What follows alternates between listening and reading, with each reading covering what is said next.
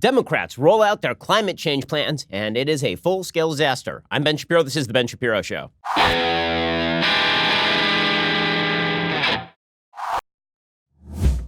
That's right. It is all climate change all the time because last night was the big CNN town hall on climate change. Now, I know you watched. I know you watched with bated breath. I know you, like millions of Americans, tuned in to hear Democrats talk about how they're going to take away your cow and your airplane and your car and how they're going to magically create sources of energy that emerge from the buttocks of a unicorn. I know that you were into every single moment of it. But if you weren't, we're going to recap all of it for you. But we begin with the media focusing disproportionately on a specific narrative with regard to climate change. The narrative is not that there is a solution available because, as we will see, it turns out the solutions to climate change are extraordinarily difficult. They require global cooperation that is extremely unlikely to happen.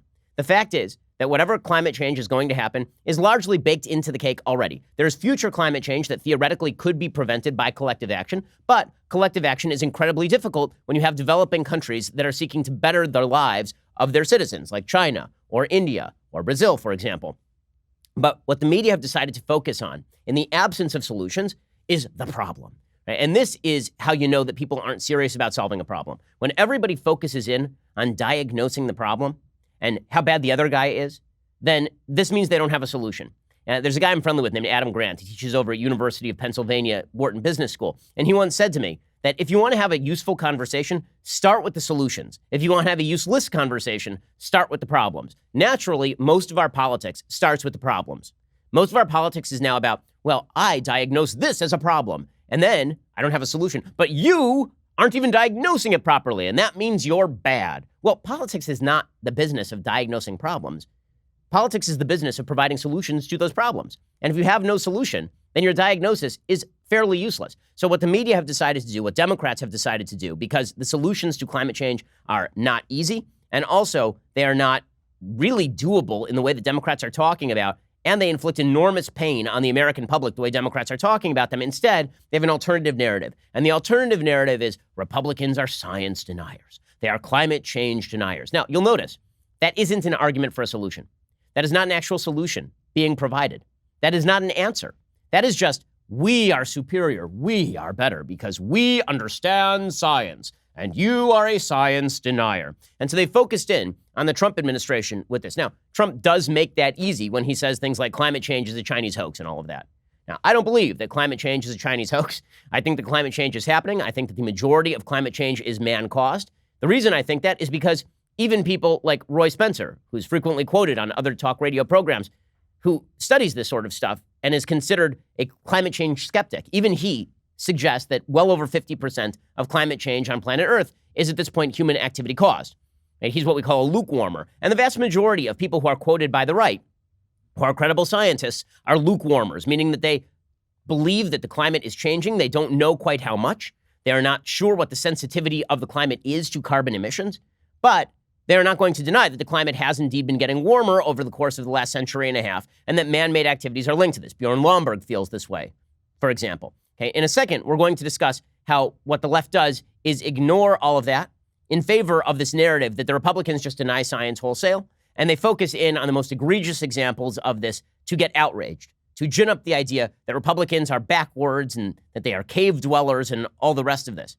And all of that is really a misdirect. The misdirect from what they are actually proposing as policy, because it turns out their solutions suck. Their solutions are so bad. The Democrats had a long conversation internally about whether they should have a climate change debate. And the DNC was like, no, we're not going to do it. So instead, they went with this town hall. You could see why they didn't want a climate change debate, because every moment of that CNN town hall last night was a Republican attack ad in the making. It's utterly unbelievable.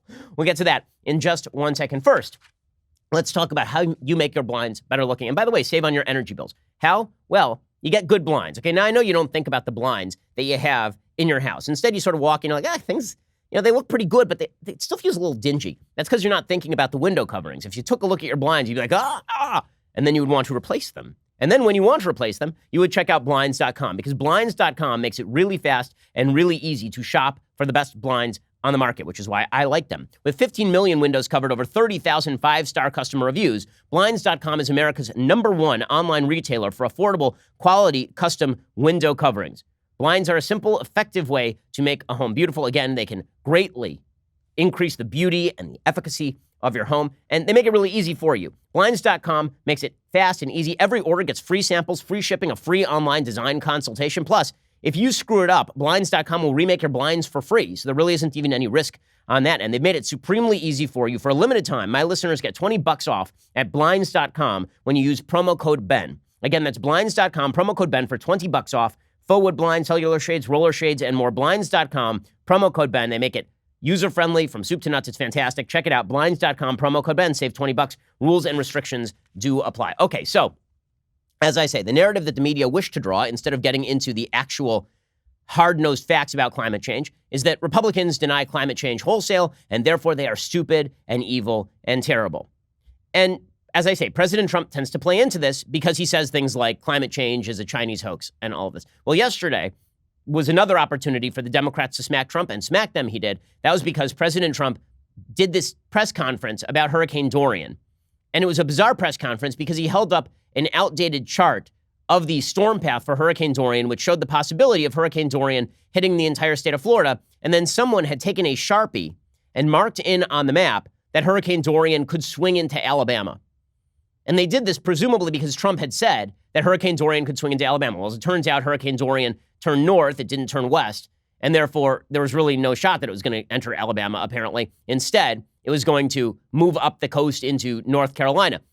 This drove the left up a wall. It was evidence that Trump was denying science and that the White House was tailoring the science in order to fit Trump's weird conception of reality. So the New York Times reported, when President Trump displayed a large map of Hurricane Dorian's path in the Oval Office on Wednesday, it was hard to miss a black line that appeared to have been drawn to extend the storm's possible path into the state of Alabama.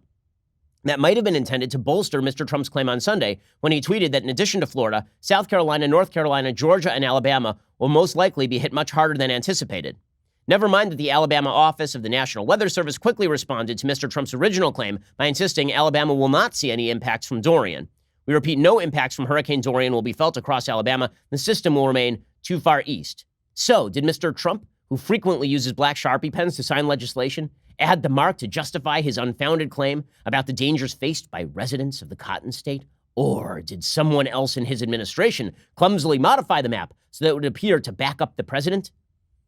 There's a full-scale, front page story in the New York Times that somebody took a Sharpie and drew a picture on a map. Really, why? Because they're trying to draw the narrative. And the narrative is that Trump denies science, his team denies science, and that they do silly things in order to please him. I say the black line on the map was drawn to look like the top of the so-called cone of uncertainty that is familiar to weather watchers. The line curved through the southwest corner of Georgia and the southeast corner of Alabama and into the Gulf of Mexico. Asked about the marking on the map, Trump told reporters he didn't know how it got there. I don't know, he said on Wednesday, while insisting that his assertion about the dangers that Alabama faced had been right all along. Why this is a big story is beyond me. It's dumb, it's ridiculous, but it's a big story, and it isn't beyond me. It's pretty obvious. Okay, the reason that this is a big story is because the Democrats and the media, but I repeat myself, are attempting to create the narrative and push the narrative that Republicans deny science. And so this ties directly in to their whole take on global warming. So the big move over the last 24, 48 hours has been Trump needs to leave the White House because he's a climate change denier. Now, denier is, again, a word that has usually been linked when you're talking about denial of something, denial of a set of facts. It's usually been linked to things like Holocaust denier. And so it is really, really overwrought. But that is the language that the left wants to use. It is a moral failing for you to deny that climate change is happening. And then they extend that logic out to, it is a moral failing for you to deny the solutions that we have proposed for climate change. Now, I think that we should look at the best available science, the facts on the ground, and we'll go through those in just a second, and then analyze what the solutions are that are possible. Democrats, really, if they had their druthers, they wouldn't talk about solutions at all. Instead, they would just lay out a litany of grievances with Republicans for not accepting the science. And that's exactly what they did yesterday. So Amy Klobuchar, who is still quixotically running for president, she was appearing on national TV, and she said, Trump is bad, right? The big story here is not that we have an answer to climate change. Spoiler alert, they don't. The big problem here is that Trump is a bad man, orange man bad. We can do this, and there are so many opportunities when you're out there and you see that 99% of the wind turbines are in rural areas, the potential for all these new jobs and technology, and we just have to put our mind to it, get the climate denier whiner out of the White House, and see this as actually economic driver instead of just the negatives. We have to look at it as cost benefit. It's going to cost us something like $500 billion every year if we keep doing this. Okay, first of all, that is a really, really upper-level estimate as to what it will cost us over the next century in terms of climate change to the United States public.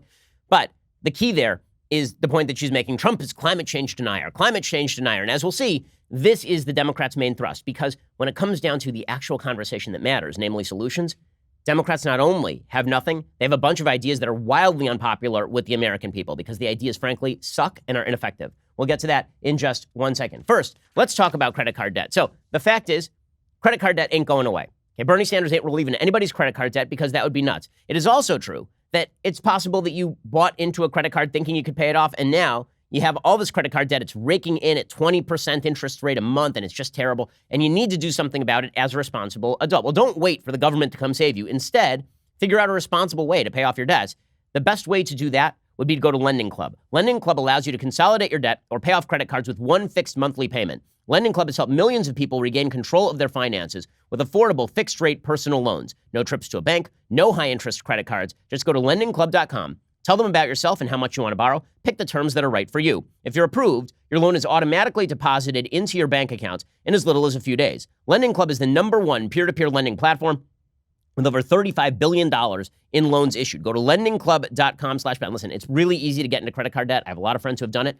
And the best thing to do is find a responsible way to move out of that debt. Lending Club can help you do that. Check your rate in minutes. Borrow up to $40,000. That's lendingclub.com/Ben. Lendingclub.com/Ben. All loans made by WebBank, member FDIC, equal housing lender. Again, that's lendingclub.com/Ben. Go check them out right now. Okay, so it's not just Amy Klobuchar doing the orange man bad routine. Elizabeth Warren last night, she said, well, Trump is a nightmare. That's the real problem here is Trump is bad. Trump is, okay. We'll get to their solutions. As it turns out, you want to talk about a nightmare? Wait until you hear what these folks have proposed for you and your life if they actually gain the levers of power. Here's Elizabeth Warren, though, pointing out that on a moral level, because Trump is a climate change denier, he's a threat to us all. Blah, blah, blah. So, quick step into the future. You win the nomination. I like that. You're Say on that the debate. again. So far, the premise is good. Good. You're on the debate stage. You're across from the president, and he says the Green New Deal is a dream because we're 60% right now on fossil fuels. You're saying you want to put into research and get it done, but you don't know how right now. No. So you want to bet our economy on an ambition. What's the answer?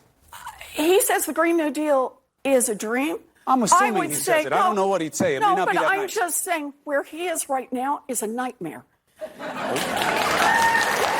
That's not an actual answer to the question, right? Cuomo asks a very specific question, which is, everything you're saying makes no sense.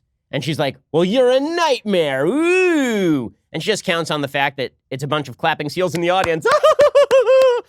Okay, that didn't solve anything, did it? Right? He shouldn't answer the question. But this is the point, right? Bernie Sanders did the same thing. Bernie Sanders was asked about all of this. He goes, well, Trump's approach is very idiotic. And I know idiotic. Let me tell you, I know many things about the idiocy.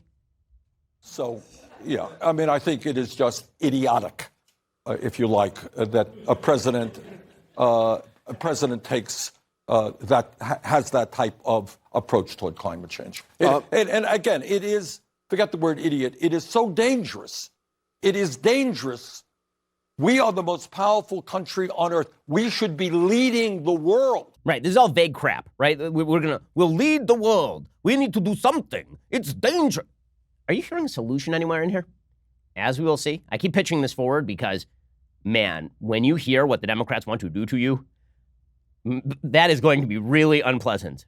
Okay, that is basically what they want to do to you in terms of policy is basically the first half of the movie Midnight Express. It is just awful.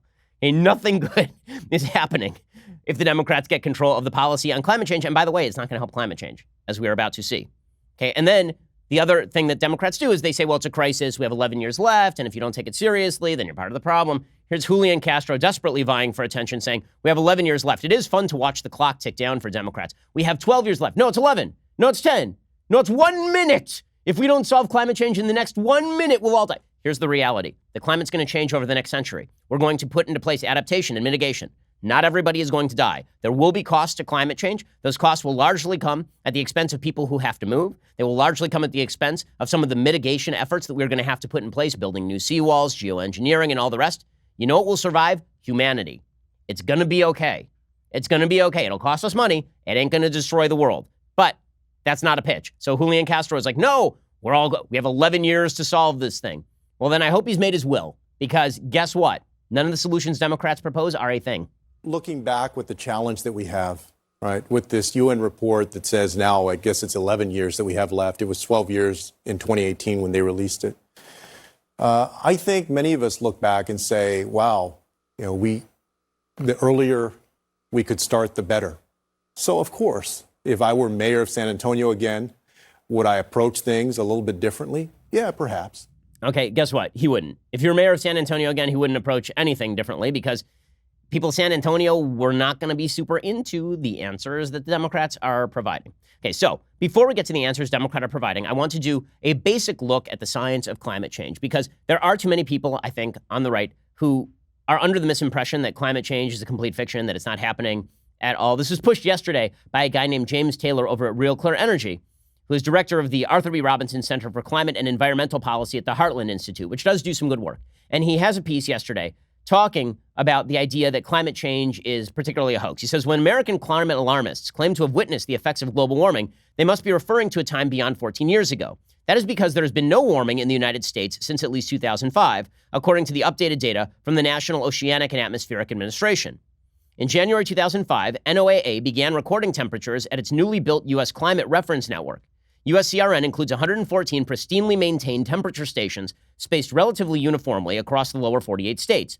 NOAA selected locations that were far away from urban and land development impacts that might artificially taint temperature readings. Prior to the USCRN going online, alarmists and skeptics sparred over the accuracy of reported temperature data. With most pre-existing temperature stations located in or near urban settings that are subject to false temperature signals and create their own microclimates that change over time, government officials perform many often controversial adjustments to the raw temperature data. Skeptics of an asserted climate crisis pointed out that most of the reported warming in the U.S. was non-existent in the raw temperature data, but was added to the record by government officials. The USCRN has eliminated the need to rely on and adjust the data from outdated temperature stations. Strikingly, USCRN temperature stations show no warming since 2005 when the network went online. If anything, U.S. temperatures are now slightly cooler than they were 14 years ago. Okay, so this is the piece from James Taylor, and this was sort of flying around the internet among conservatives yesterday, saying temperature readings show no warming, absolutely no warming since 2004. Okay, so a couple of things. One, if you're talking about global warming, you can't just talk about regional warming, like warming in the United States. You have to talk about the global average temperature. I emailed a friend of mine over at Caltech, who is a climate scientist, and I asked him specifically about this data. And here is what he wrote back. And I think that it is important to present both sides. And again, this is a highly credible climate scientist at Caltech. He says, this is cherry-picking data. Generally, a decade is too short to see climate trends. Weather varies, and the climate change signals drown in the weather noise on these relatively short timescales. This is the difference between weather and climate. Basically, if you want to look at long-term impacts, you can't look at a 10-year period. You have to look at the course of the last century, for example. He says if you put the same data from the NOAA in a longer context, you can see the clear warming trend in the United States. So here's a chart of the warming trend in the United States since like 1895. Do we have that chart? This would be the December average temperature anomaly, contiguous U.S. There we go.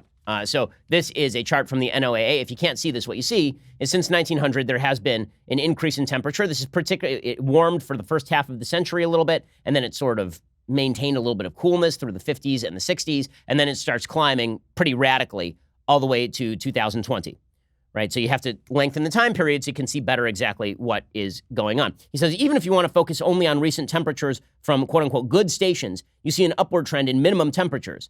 And then he sent over this chart, which shows the upward trend in minimum temperatures, which, as you can see, is a real thing, right? The temperature is volatile on a year-to-year basis, but you do see a generalized upward trend since 2000. He says the urban heat island effect to which the article makes known is known to be small globally, is small even on scale of continents. It does matter in cities. Obviously, cities tend to be hotter than non-cities. Okay, so climate change is not a myth. It is a thing that is happening. Now, there are serious questions as to how much climate change is going to happen. Right? Climate scientists don't know whether we are going to warm 2 degrees Celsius or 6 degrees Celsius over the course of the next century. That is a very, very large variation, obviously. And there are certain estimates that say we're at the low end. There are certain estimates that say we are at the high end. What the left likes to do is not only take the high end, they then like to take tipping points. They like to suggest that all sorts of horrible things are going to happen that are unforeseeable. There's going to be a thaw in Antarctica, and a woolly mammoth with the Black Plague is going to be unearthed, and we're all going to die from that. Or there's going to be massive tsunamis that are going to emerge and just wipe major cities from the coastlines. Okay, none of that is predictable, and all of that is based on sheer speculation at this point. So a few things can be true at once. 1, human activity is creating climate change. 2, we don't know the sensitivity of the climate to human activity. And 3, we are able to mitigate against a lot of those effects. But there's something else that is important to know, and that is that a global solution is not really in the offing. Okay, this is the hard part, and the part that people on the left don't want to acknowledge. That is the solutions to climate change that they are proposing in the United States are not only ineffective, they're counterproductive. They hurt American citizens. They make the rest of the world poorer. And if you actually want the rest of the world to care about climate change and the environment, they need to be richer, not poorer. There are studies that show that countries start to care about environmentalism basically when the GDP per capita hits about $3,100 per capita. Well, a lot of countries don't have that. And you really think they're going to let their citizens continue to burn dung in their homes, which, by the way, ain't great for carbon emissions, instead of using coal-based energy to create electricity plants, for example? In a second, I want to go through some of the facts on climate change. Where are the emissions actually coming from? And then we'll look at the Democratic solutions, and you will see how these solutions are not even tailored to solving the problem. They're more tailored to making people feel good about themselves because Democrats know these things will never be implemented. We'll get into that in just a second. First, take a look at this beautiful watch. You see this watch? It's a nice watch. And this did not cost me an arm and a leg. Now, I'm something of a watch aficionado lately, and I can tell you that the value on this watch is excellent. Why? Because it is a movement watch. MVMT. Okay, it is spare looking. It is clean looking. It is minimalist. All I want is a watch that's going to tell me the time and look good doing it. And that's what Movement does. They have you covered with tons of quality, clean, all around good looking watches and accessories that we can actually afford and order directly from our couch. With over 2 million watches sold worldwide, Movement has solidified themselves as one of the fastest growing watch brands out there. Movement watches start at just $95. You're definitely not breaking the bank. And you're guaranteed to find something you love that is not going to cost you an arm and a leg. These dudes are truly a ground-up entrepreneur success story. They understand that living on a tight budget doesn't mean that you have to look like garbage, at least in terms of your timepiece. They've sold over 2 million watches across more than 160 countries. Their collections are always expanding just for you. I've gotten Movement watches for pretty much everybody in my family because, again, they don't cost an arm. I'm cheap. They don't cost an arm and a leg. And also, they look really, really good. They also happen to be pretty durable. Get 15% off today with free shipping and free returns by going to movement.com/Shapiro. That's MVMT.com/Shapiro. See why the movement keeps growing. Check out their expanding collection. They also do sunglasses. I've got those too, and they're great. Go to MVMT.com/Shapiro. Join the movement, MVMT.com/Shapiro. Okay, so let's go through some of the information on where exactly greenhouse gas emissions are coming from. And you can see the problem almost immediately here. Okay, so greenhouse gas emissions for major economies. What are the sources of these emissions? Okay, first, if you look by country, what you will see is that the United States has basically held steady since about 1990 in terms of its greenhouse gas emissions. It's actually receded since the year 2000. We've actually reduced our carbon emissions. The same thing is true for the EU, which used to be responsible for the second most emissions as of 1990. Look at this line for China, okay? China continues to elevate its greenhouse gas emissions arithmetically. I mean, it's an arithmetic line from the bottom left of a chart to the top right of the chart. And China continues to grow this way. The same thing is true of India, which has now moved into a solid fourth place and will soon surpass the EU in total greenhouse gas emissions. In other words, the United States can cut down its greenhouse gas emissions. The EU can cut down its greenhouse gas emissions. They're never going to cut those greenhouse gas emissions down to zero. It's just not going to happen, at least not in the foreseeable future, as we'll also see in just a moment. China and India are not going to stop any of this. So if your solution is we're going to solve this thing in the next 10 years, you're going to have to get China and India on board. Good luck to you. Because if you think that China is simply going to cut off its access to carbon-based sources of energy on behalf of global good, you got another thing coming. Okay, China is in a competition right now with the West and with the United States on everything from 5G through their IP stealing company Huawei to the Belt and Road system You think they're going to cut off that competition when it comes to an energy deal? The greater likelihood is that they sign on to some deal like, for example, the Paris Climate Accords, and then proceed to do absolutely nothing. My evidence for this is that that's exactly what they have done under the Paris Climate Accords. They signed on, the U.S. didn't. We reduced our emissions, China did not. Okay, so that's number one. And then we have to look at greenhouse gas intensity, okay, meaning on a per capita level, on a per GDP capita level, who is actually spending the most? Like, are you a poor country that is disproportionately benefiting from carbon-based emissions? As you'll see here, the United States' greenhouse gas intensity, meaning the amount of carbon-based fuel that we are using per dollar of GDP, is actually fairly low. It is places like Russia and China, developing countries, that are spending enormous amounts of carbon emissions based on the GDP per capita that they have. The United States is actually below the world average. So, again, China, Russia, developing countries, this is where the major problem lies in terms of greenhouse gas emissions. And then we have to look at where exactly these emissions are coming from, because there's this weird idea in the West that this is all coming from automobiles and eating meat. No. That's not how this works. If you look at the source of greenhouse gas emissions by sector globally, what you see is that the vast majority of it is coming from the energy sector. The vast majority of it is not coming from automobiles. The vast majority of it is not coming from agriculture. The vast majority of it is coming from the energy sector, meaning electricity and heat, transportation, other fuel combustion, manufacturing and construction.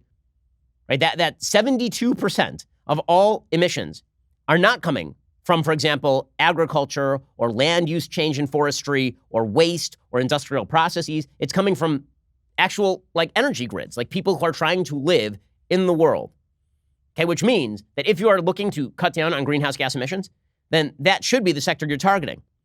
But amazingly, that's not the sector that the left actually wants to target. Mostly, right? They're targeting coal, but they refuse to buy into, for example, nuclear power. This is something Henry Olsen writes about at the Washington Post today. He says 10 Democratic presidential hopefuls gather on Wednesday for a climate town hall in which they will lay out their plans to combat climate change. There are two words few of them, if any, are likely to mention: nuclear power. Voters who take climate change seriously should demand better.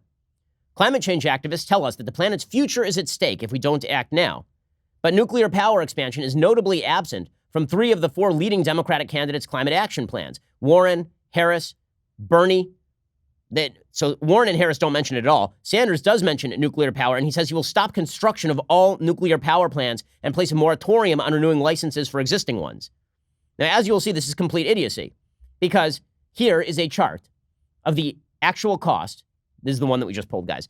The actual chart that shows the capital and other fixed costs of particular sources of energy.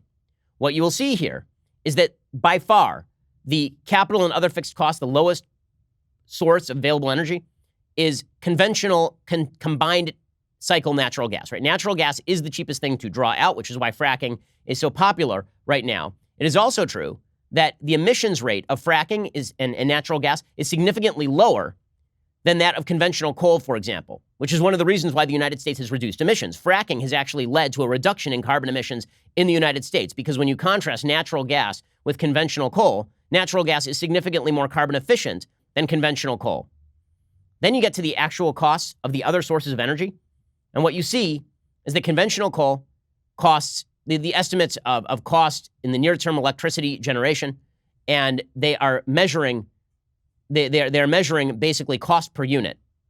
And so cost per unit in capital and other fixed costs for conventional and combined cycle natural gas is like $2.05. You get to conventional coal, it's $7.05.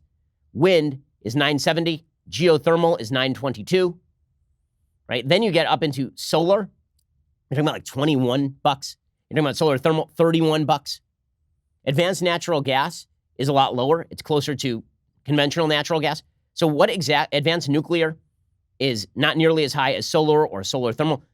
In essence, what this chart shows, the one that I'm showing right now, this comes from William Nordhaus's book, by the way. What this chart shows is that Democrats are focusing on the most expensive, least efficient forms of energy at the expense of the forms of energy that are most carbon efficient and also least expensive. I mean, if you're focusing on wind and you're focusing on thermal, on solar thermal, for example, and you're ignoring advanced nuclear, or you're ignoring natural gas, you're a fool. But that's exactly what Democrats are doing. Now, it's also important to note here where exactly climate emissions in the United States are coming from. So here are the percentages of emissions in the United States by economic sector. So people keep talking about agriculture, as you'll see. 9% of total U.S. greenhouse gas emissions are coming from agriculture. 9%. 29% comes from transportation, so that would be cars and buses, but that's still only 29%. Electricity and industry represent about 50% of all of the greenhouse gas emissions, which means that you're going to knock out some of the key industries in the United States and raise costs for consumers in some of the key industries of the United States. Commercial and residential represents about 12%. Broken down a different way from Nordhaus's book, if you look at emissions for different activities by U.S. households in 2008, here's what you find. The percentage of emissions in the United States for individual households, about 15% is from automotive travel, about 6% is from space heating, about 3% is from air travel, about 2.5% is from air conditioning.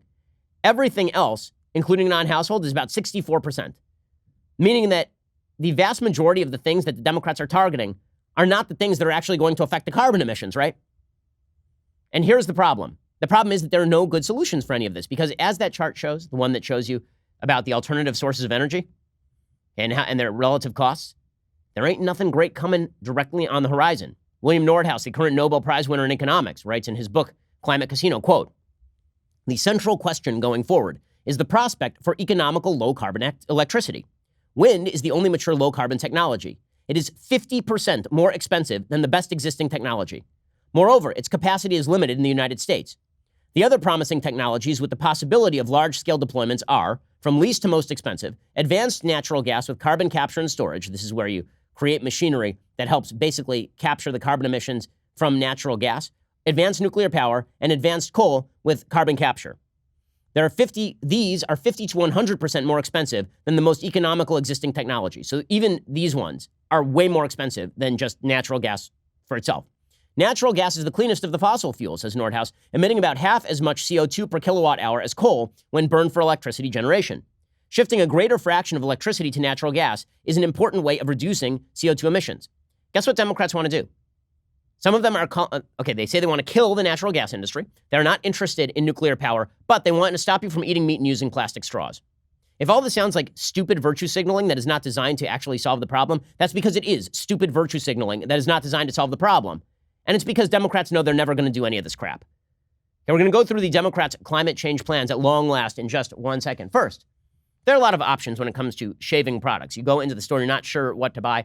Plus, it's annoying because the truth is that by the time you realize that your razor is too blunt for you to use, now you missed the day shaving. You have to go out to the store and you're like backfilling your time. It's ridiculous. Instead, you should be using Dollar Shave Club. Dollar Shave Club makes your life easier. They take out the guesswork and they guarantee quality shaving products. First of all, their razors are fantastic. Second of all, they've got all sorts of other great products. They've got this amber lavender body cleanser, which is calming and soothing and delightful. I smell delightful right now. Dollar Shave Club is way more than just razors. They've got you covered head to toe. They have everything you need to shower, shave, style your hair, brush your teeth. It is nice to have a one-stop shop for all your grooming needs, and Dollar Shave Club can keep you automatically stocked up on the products you use. You get what you want whenever you need it, whether that's once a month or a few times a year. I never have to waste time at a store wondering if what I'm getting is any good because I know that Dollar Shave Club products are top quality. Right now, you can put the quality of Dollar Shave Club's products to the test. Their ultimate shave starter set has basically everything you need for an amazing shave. They've got the executive razor, shave butter, prep scrub, post-shave dew. The best part is you can try it for just $5. After that, the restock box ships regular-sized products at regular prices, so you can try them out. If you like it, you keep it going. Get that ultimate starter set for just $5 at dollarshaveclub.com/Ben. Once you start, you're not going to want to stop. That's dollarshaveclub.com/Ben. Go check them out right now. Okay, we are going to, at long last, get to the Democratic solutions presented last night on CNN. It is a massive campaign ad for Republicans. Insane, massive campaign ad for Republicans. We'll get to that in just 1 second. First, head on over to dailywire.com and subscribe. $9.99 a month or $99 a year gets you this, the greatest in all beverage vessels. It is indeed magnificent. Also, when you subscribe, you help us bring you the show every single day. There are a lot of folks on the left who don't want you to hear facts. They don't want you to hear conservative opinions and ideas. Well, you can fight them by joining the club and becoming part of the team. It is a great way to help us out and help spread the message. Go check us out at dailywire.com. We're the largest, fastest growing conservative podcast and radio show in the nation.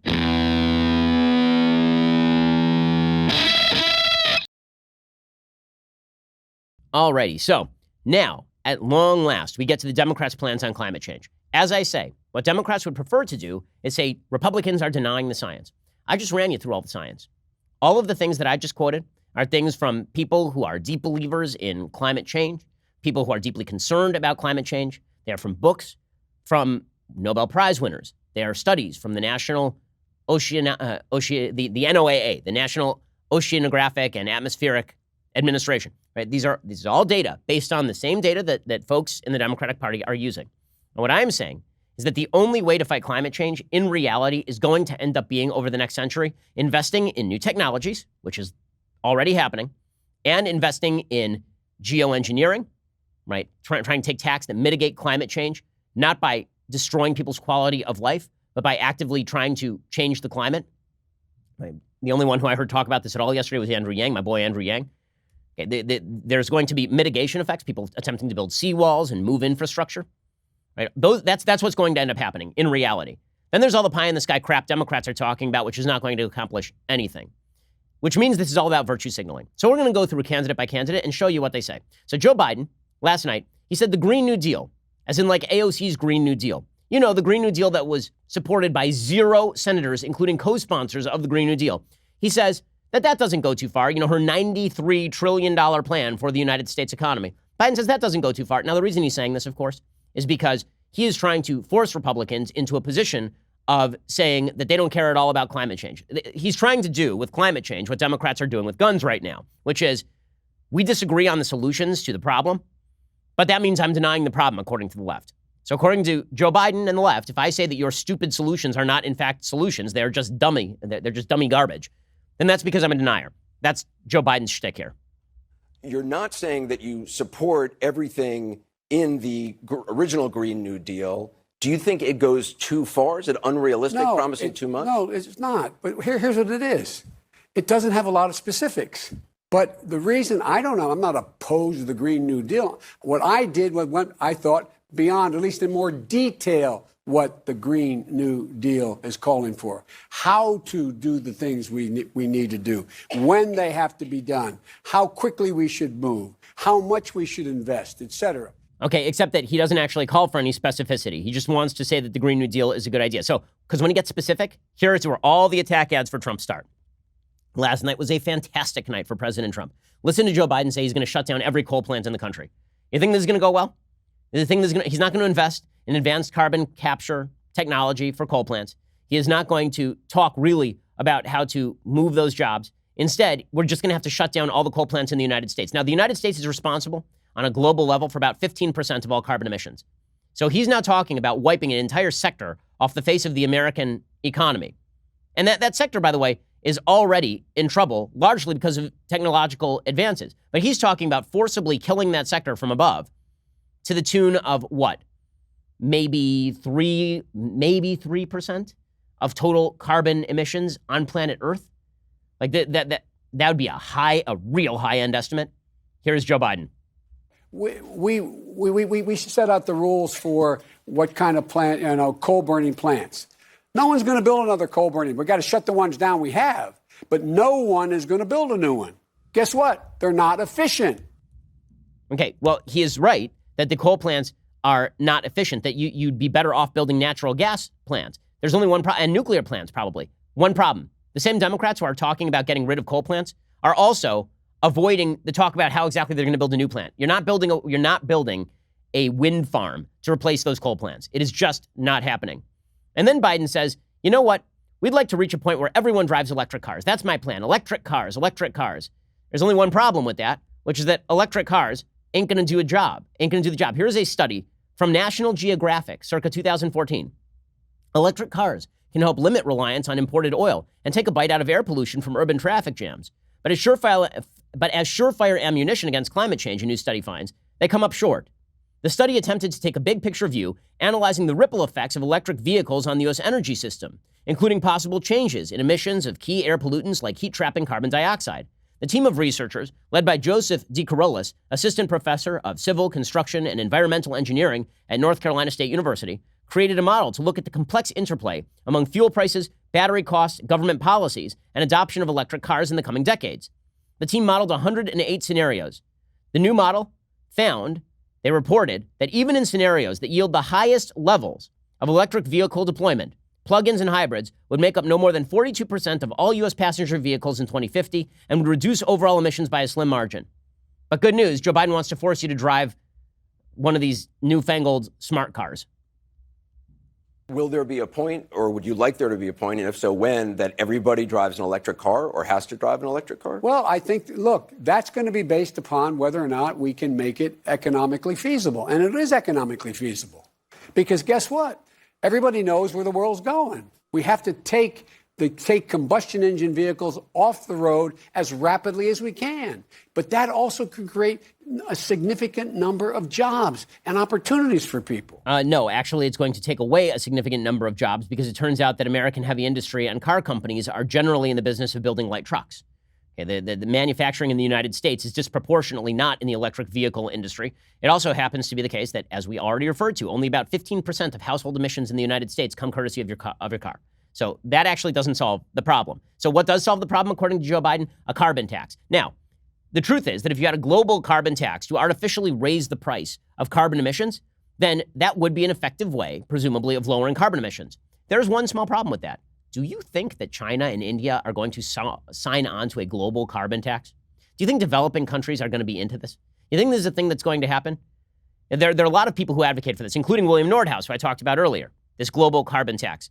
It does not work if it's regional. If the United States taxes our own citizens on carbon and destroys our economy in the process, and presumably hurts other economies in the process also, preventing their upward mobility because the world economy is dependent on the United States economy, do you think that those economies are more or less likely to rely more on carbon-based fuels in order to spur their economy? Okay, a regional tax will not work.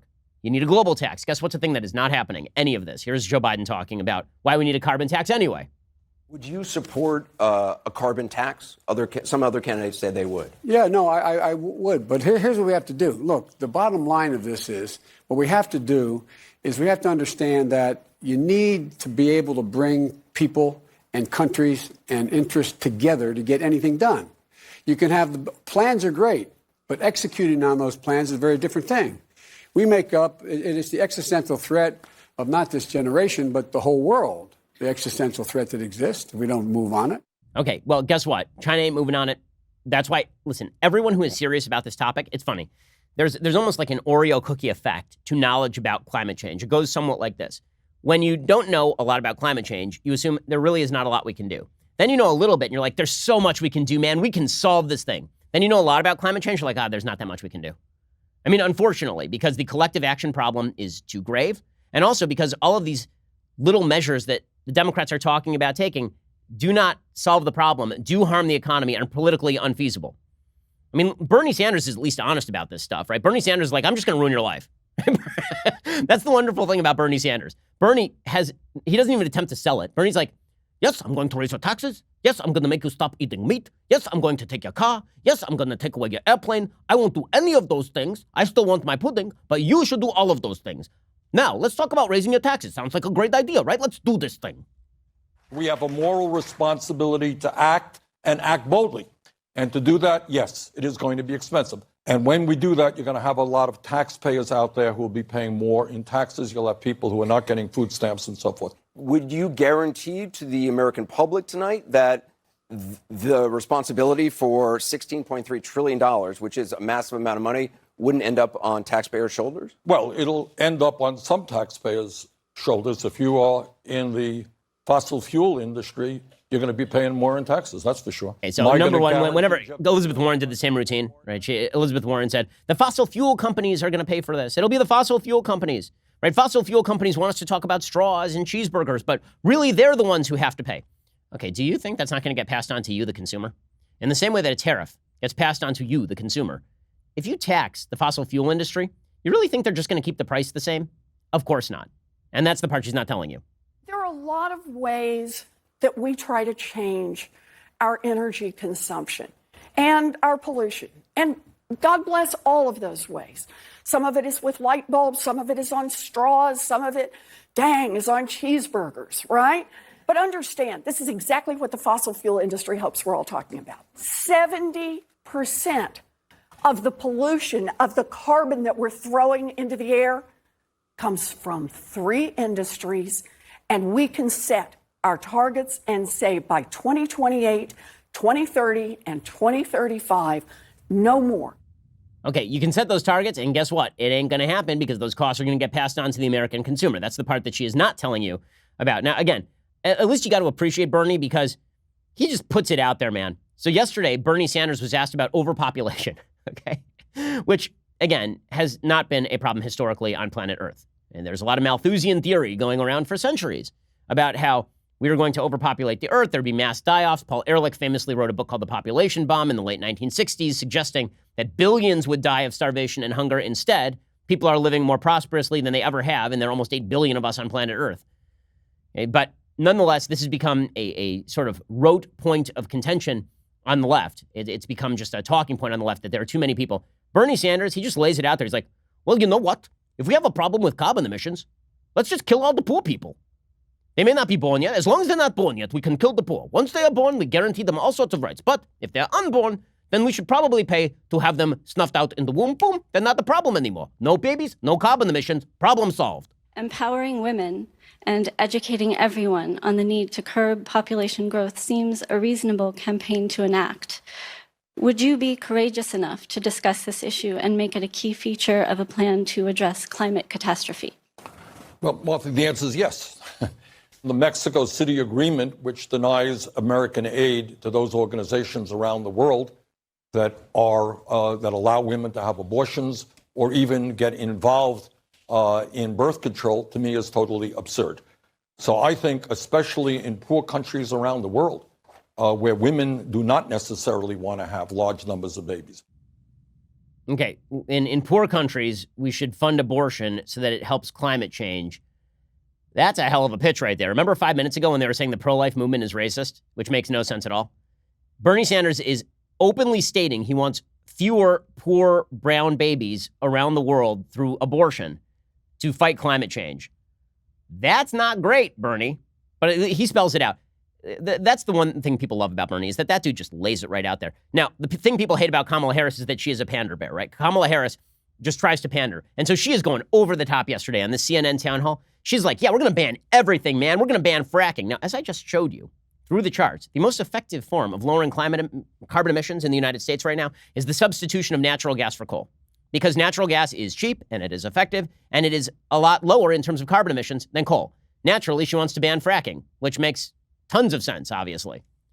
There's no question I'm in favor of banning fracking. So, yeah, and starting with what we can do on day one around public lands, right? And then there has to be legislation. But yes, and this is something I've taken on in California. I have a history of working on this issue. And to your point, so again, we're going to ban fracking. Again, quote, William Nordhaus. Again, he knows more about this than she does. Shifting a greater fraction of electricity to natural gas is an important way of reducing carbon emissions. And she's like, let's ban fracking. Makes perfect sense. Then you get Kamala Harris suggesting we need to have Americans eat less meat. Now, if Americans want to voluntarily eat less meat, that's fine. But Kamala Harris is basically suggesting that the government should cram down from the top restrictions on your ability to eat meat. Yeah, this is going to go over great with the American people. Great. By the way, again, agriculture represents about 11% of U.S. carbon emissions. Okay, and global emissions, agriculture does not represent a tremendous percentage, as we showed you earlier in the program. Here's Kamala Harris saying we need to get people to stop eating meat. Also, she wants to ban plastic straws. We can play those back to back. The balance that we have to strike here, frankly, is about what government can and should do around creating incentives and then banning certain behaviors. I mean, just to be very honest with you, I love cheeseburgers from time to time, right? I mean, I just do. And I think that, but there has to be also what we do in terms of creating incentives that we will eat in a healthy way, that we will encourage moderation, and that we will be educated about the effect of our eating habits on our environment. And we have to do a much better job of that, and the government has to do a much better job of that. Okay, and then she called for a ban on plastic straws as well, because she's a delight. Andrew Yang, competing with her, he said we should eliminate commercial air travel. Like, this is a hell of a pitch, guys. If Democrats really believe that the way to win the hearts and minds of Americans is to eliminate air travel, raise your taxes, increase your energy prices, and do all of this without significantly affecting carbon emissions because there is no global deal in place, and because there is no new technology on the horizon that is going to replace carbon-based fuels at the moment. Those technologies may arise, but they ain't arising right now. Instead of focusing in on mitigation and adaptation, which are the other sides of the coin. Again, you can do something about climate change. It may not be targeting your cheeseburger. It may be about building seawalls. It may be about geoengineering and figuring out how to change the climate by creating cloud cover. There are things we can do. They ain't the things the Democrats are talking about. And you know what? The Democrats know that. The Democrats know that. Because what the Democrats really want from all of this is to look like they are willing to do anything to stop climate change. The problem is the American people are not. The people of the world are not. Other countries are not. And so basically, this is a bunch of virtue signaling nonsense that is really going to come back and bite them directly in the ass in the 2020 presidential election. So good for them. They want to own it. Enjoy. Okay, time for a quick thing that I like, and then we'll do a quick thing that I hate. So things that I like today. First of all, I do not understand people making a big deal out of Joe Biden having a burst blood vessel. Like, this was the headline at Drudge, that Joe Biden has a burst blood vessel. You can actually see this burst blood vessel in his eye. And I get it. I mean, I know everybody's like, and I beheld when he had opened the sixth seal, and lo, there was a great earthquake, and the sun became black as sackcloth of hair, and the moon became as blood. And people, oh, he has a bloody eye. Okay, my wife saw this last night. She is a doctor. And my wife was like, no, that's not a thing. Like, who cares? That is not a sign of ill health. That is not a sign of being elderly. That is simply a subconjunctival hemorrhage. Okay, it can be caused by a lot of stuff, but it does not have to be caused by just being an old person. Nonetheless, people made a big deal out of it. The internet is a funny place, and thus there were many funny memes about all of this. But I will say that Joe Biden has been handling his lack of ability on the world stage and on the campaign stage with a fair bit of good humor. So Biden was on Stephen Colbert last night, and he said the only thing that's been said that's funny on Stephen Colbert for years, actually. You want to talk about issues, but a lot of people want to talk about your gaffes. You have called yourself a gaffe machine, okay? Do you, in the last few weeks, you've confused New Hampshire for Vermont, said Bobby Kennedy and MLK were assassinated in the late 70s, assured us I'm not going nuts. Follow-up question, are you going nuts? Look, the reason I came on the Jimmy Kimmel Show is because I'm not. There is Joe Biden. Again, Joe Biden, a little self-effacing humor goes a long way, and it's something that if President Trump had self-effacing humor, it would really serve him pretty well. Okay, final thing that I like. We're going to skip things I hate today because we're out of time, but final thing that I like. So Bernie Sanders was asked yesterday if he would cancel all credit card debt, and he has no answer to this question because Bernie Sanders' basic program is that everything will be paid for by some deus ex machina called the rich. I don't know who the rich are that are going to pay for all this stuff. And I also don't know what his limiting principle is on simply relieving people of their debt. Neither does Bernie Sanders, and that became perfectly obvious in this exchange. Let's say you win the nomination. Very good chance of that. And you're running now in the general election against President Trump and the Republicans, and they're going to say what? Bernie Sanders wants to wipe out college loan debt. He wants to wipe out medical debt. Yep. What's next? Are you going to wipe out credit card debt? I mean, how do you push back against that? I think there's a difference. No, okay. We're not here to talk about, I don't believe we wipe out credit card debt. You want to buy something, you pay for it. But I do believe we have to make a distinction, Paul. You want to buy something, you pay for it, unless we're talking about college tuition or your health care or any of the other products that I want to relieve debt from. If you rack up charges on your credit card, well, then you're on your own. If Bernie Sanders, I have a feeling that's not going to last for very long. I mean, honestly, I don't know why he doesn't just go here. Like, really, why doesn't he just go here? You know he wants to. You know, deep in the recesses of Bernie Sanders' peculiar brain, there's a small voice, a small, weird Brooklyn voice going, do it, Bernie, do it. Tell them that you will relieve all credit card debt. Do it. You can do this. You know that he wants to. And sooner or later that will break free and he'll be like, I'm relieving all the mortgages and I'm getting rid of credit card debt. In fact, we will call it Jubilee Year and we'll just relieve all the debt. Like in the Bible, which I've never read. It will be great. Bernie Sanders, that dude's the best. I do love that Bernie Sanders, again, he can't help but be honest. And his honesty it's bracing, man. It is bracing. Alrighty. Well, we will be back here a little bit later today with 2 additional hours of content. Otherwise, we'll see you here tomorrow. We've already reached nearly the end of the week, guys, because we had a short week this week. So congratulations to us. We'll see you here a little bit later. I'm Ben Shapiro. This is The Ben Shapiro Show. The Ben Shapiro Show is produced by Robert Sterling, directed by Mike Joyner, executive producer Jeremy Boring, senior producer Jonathan Hay. Our supervising producer is Mathis Glover, and our technical producer is Austin Stevens. Edited by Adam Sayevitz. Audio is mixed by Mike Coromina. Hair and makeup is by Jesua Olvera. Production assistant Nick Sheehan. The Ben Shapiro Show is a Daily Wire production. Copyright Daily Wire 2019. On the Matt Walsh Show, we're not just discussing politics. We're talking culture, faith, family, all of the things that are really important to you. So come join the conversation.